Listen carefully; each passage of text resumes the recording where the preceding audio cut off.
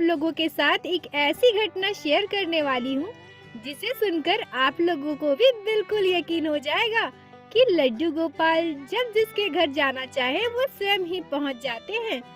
हम इंसानों में इतनी शक्ति नहीं होती कि हम लड्डू गोपाल को अपने घर ला सके। जब तक लड्डू गोपाल हमारे घर नहीं आना चाहे, हम उन्हें अपने घर बिल्कुल भी नहीं ला सकते हैं। पर जब लड्डू गोपाल हमारे घर आना होगा, हमसे सेवा लेनी होगी, तब वो हमारे घर किसी न किसी लीला से आ ही जाते हैं। आज की कहानी हमें लिख भेजी है कोलकाता में रहने वाले राहुल जी की, जिनकी उम्र लगभग 16 साल की है। वह अभी 10th का एग्जाम दिए हैं और ये घटना बहुत पुरानी भी नहीं है। ये घटना 2021 जुलाई की है। राहुल भाई कहते हैं कि एक रात मैं सो रहा था। करीब रात के 2 या 3 बजे मैंने एक सपना देखा। मेरे घर से कुछ ही दूर में 1 या 1.5 किलोमीटर के लगभग, जिधर मैं डेली ट्यूशन के लिए जाया करता था, उसी रास्ते में एक बड़ा तालाब पड़ता है और उसी तालाब के किनारे एक बड़ा सा बरगद का पेड़ भी है। मैं अपने सपने में देखता हूँ कि उस पेड़ के नीचे रात के अंधेरे में एक बूढ़ी औरत बैठी हुई है और उनके हाथ में एक छोटा सा बक्सा है। वह उस बक्से को पेड़ के नीचे रखती है और रोने लगती है। रोते रोते वह कहती है कि हे प्रभु, हे मेरे प्राणनाथ, आप मुझे माफ कर देना। मुझसे आपकी सेवा नहीं हो पा रही है। मैं बहुत मजबूर हूँ। मैं कभी भी आपको खुद से दूर नहीं करना चाहती, पर मेरा शरीर मेरा साथ नहीं दे रहा और मेरे घर पे कोई है भी नहीं जो आपकी सेवा कर सके। इसलिए मैं आपको इस पेड़ के नीचे छोड़ के जा रही हूँ। मुझे माफ कर देना।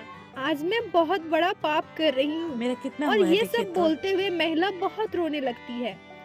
राहुल भाई बताते हैं कि सपने में ही मैं उसे गौर से देखने की कोशिश करता हूँ कि इस बक्से में क्या है। तब मुझे अंधेरे में काला सा एक मूर्ति दिखाई देता है। मैं सपने में जैसे ही समझ पाता हूँ कि ये काली सी मूर्ति लड्डू गोपाल की है, मेरी नींद अचानक खुल जाती है। राहुल बताते हैं कि उस रात मैं अच्छे से सो नहीं पाया। सुबह उठकर मेरे दिमाग में बस यही सब चल रहा था। दिन भर मैं बस यही सोचता रहा कि सपने में मैंने जो देखा, जो पेड़ देखा, जो तालाब देखा, ये वही पेड़ और तालाब है जो मेरे ट्यूशन के रास्ते पड़ता है। वह औरत कौन थी? वो लड्डू गोपाल की मूर्ति क्या था? ये सब मेरे दिमाग में चल रहा था। दोपहर को मैंने सोचा कि क्यों ना एक बार मैं वहाँ पे जाके देखूं, पता करना चाहिए। क्यों मेरा दिल नहीं मान रहा था। मैं अपना साइकिल उठाया और उसी रास्ते से तालाब के पास जाने के लिए निकल पड़ा। जैसे ही मैं तालाब के पास पहुंचा, उस पेड़ के नीचे जाकर देखा तो मेरी आंखें खुली की खुली रह गई। मैंने जो बक्सा अपने सपने में देखा था, वही सेम बक्सा वहाँ पे रखा हुआ था। उस बक्से को जब मैंने खोलकर देखा तो उसमें वही लड्डू गोपाल थे जो मैंने सपने में देखा था। उस प्यारे से लड्डू गोपाल की सूरत देखकर मैं मोहित हो गया। मैंने इससे पहले बहुत से लड्डू गोपाल देखे। मेरे घर में भी लड्डू गोपाल की पूजा होती है, परंतु इस लड्डू गोपाल ने मुझे इतना मोहित कर दिया था कि इनमें से मेरी आंखें ही नहीं हट रही थी। राहुल आगे कहते हैं कि मैं वहाँ खड़ा होकर सोच रहा था कि मैं क्या करूं। मैंने घर में भी किसी से पूछा नहीं है और मेरी उम्र भी उतनी नहीं है कि मैं खुद कोई डिसीजन ले सकूं। यह सब सोचते हुए राहुल भाई डर गए। डर के मारे राहुल लड्डू गोपाल को बक्से में ही बंद करके छोड़ दिया और लड्डू गोपाल को बिना लिए वहां से वापस आ गए। पर उनका मन कहीं नहीं लग रहा था। राहुल भाई को हमेशा लड्डू गोपाल की फिक्र हो रही थी। उसके आगे वही लड्डू गोपाल का चेहरा घूम रहा था। वो समझ नहीं पा रहे थे कि ये सब क्या हो रहा है। उसी रात को बहुत जोर की बारिश हुई। सुबह जब राहुल उठे तो उनका दिल नहीं मान रहा था। वो सुबह उठकर सबसे पहले लड्डू गोपाल से मिलने उस पेड़ के नीचे चले गए। राहुल भाई कहते हैं कि जब मैं पेड़ के नीचे गया तो वो बक्सा अभी भी वहीं रखा हुआ था। लड्डू गोपाल बारिश में बिल्कुल भीग गए थे। उनके पूरे शरीर में कीचड़ लगा हुआ था।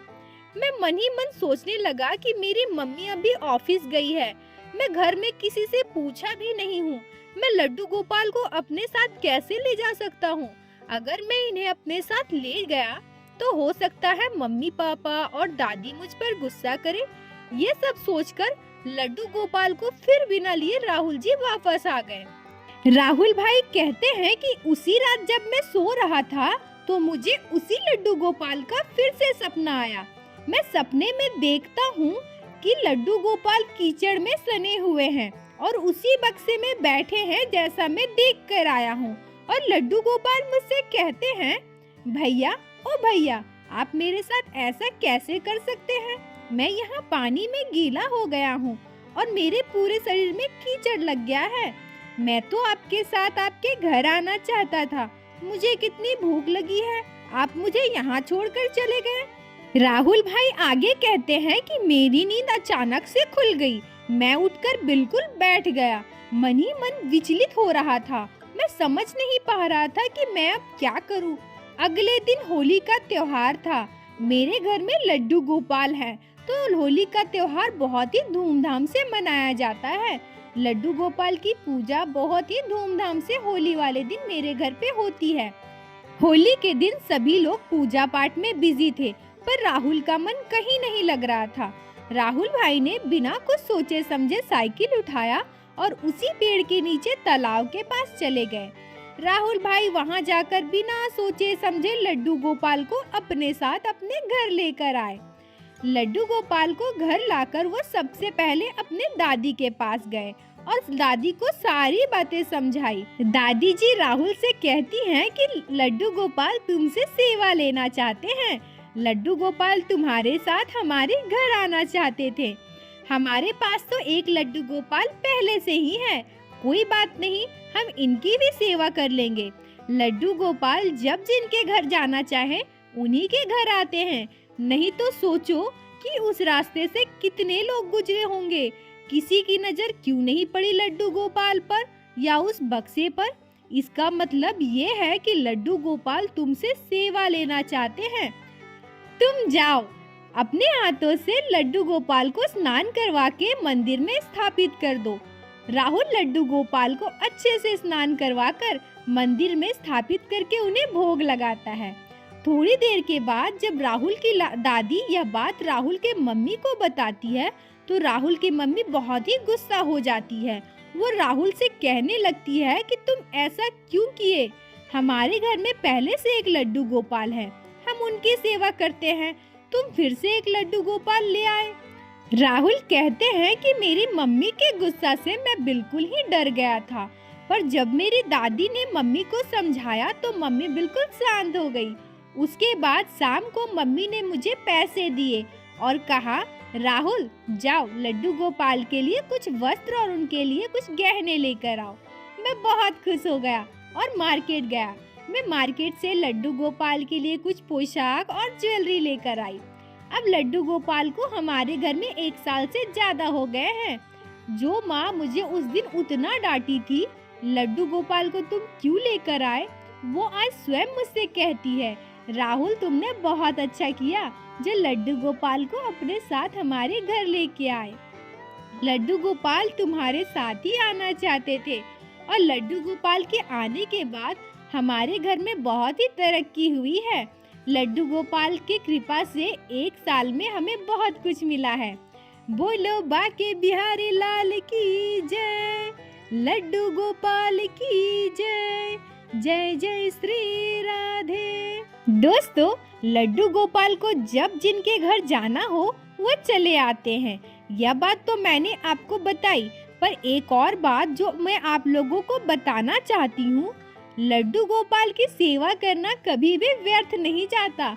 जो जगत के पालनहार हैं, वह इतने कृपालु है कि वह मात्र हमारे सेवा भाव से प्रसन्न हो जाते हैं। उन्हें किसी भी बाहरी दिखावट या तामझाम की आवश्यकता नहीं होती।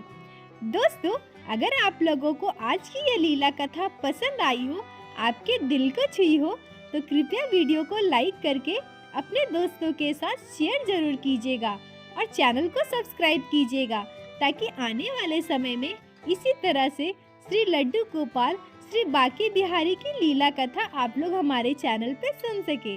राधे राधे दोस्तों।